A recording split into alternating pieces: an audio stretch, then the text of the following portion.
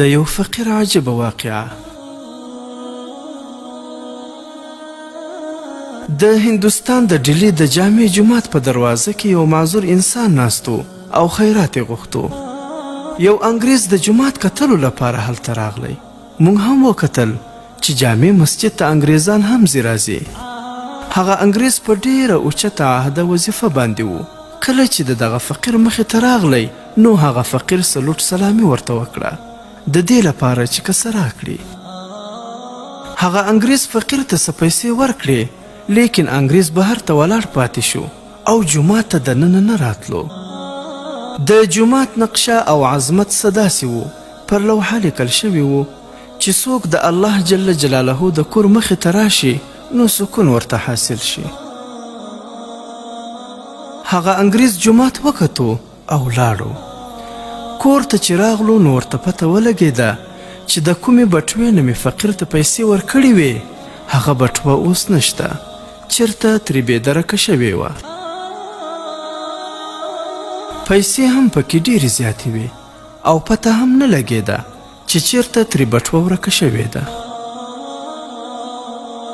یوه هفته وروسته بیا دغه انګریز ته رخصتي ورکړل شوه. د هغه ښځې ورته وویل چې تیر ځل د جومات کتلو لپاره تللی وې، اوس دا ځل ما هم در سره بوزه. هغه د خپل ځان سره خپله ښځه روانه کړه او جومات ته راغلو.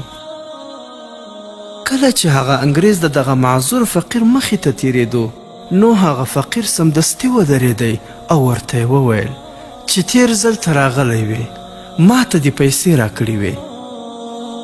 د هغې نه وروسته تا خپله بټوه په جیب کې کېښودله، نو چې لږ مخکې لاړې هغه بټوه ستا نه پرېوتله او هغه ما راواخیسته. دا بټوه ستا زما سره امانت و، دا واخله خپل امانت. انګریز چې بټوه خلاصه کړه نو ټولې پیسې پکې پرتې وې. حیرانه پاتې شو او سوچ یې کولو چې دا څنګه چل دی چې ټولې پیسې یې ما ته په پوره توګه سره راواپس کړې.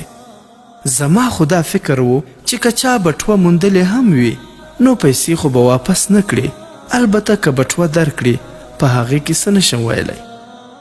د فقیر نه یې پوښتنه وکړه چې آخر دا څه وجه ده چې تا یوه روپۍ هم د دې بټوې نه ده پټه کړې. هغه معذوره فقیر ورته وویل چې خبره دا ده چې د قیامت په ورځ به هر سړی د خپل نبي علیه السلام پسې شاته روان وي. کله چې ما بټوه راوچته کړه نو زما زړه خو غوښتل چې پیسې ترې پټې کړم، لیکن بیا زما په خیال کې راغلل چې ګوره هر یو کار به الله ته وړاندې کیږي.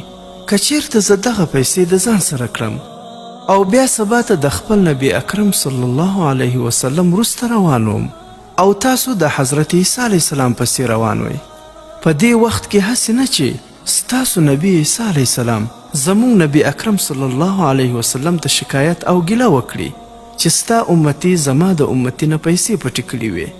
دغه سوچ مې وکړو نو ځکه مې په هغه پیسو کې خیانت ونه کړو. واخله دا ستاسو پیسې دي، ما تاسو ته واپس کړې. عبرت: د یوه فقیر د خپل پیغمبر صلی الله علیه وسلم سره دومره مینه وه چې د هغه په خاطر یې د یوه انګریز پیسې پټې نه کړې.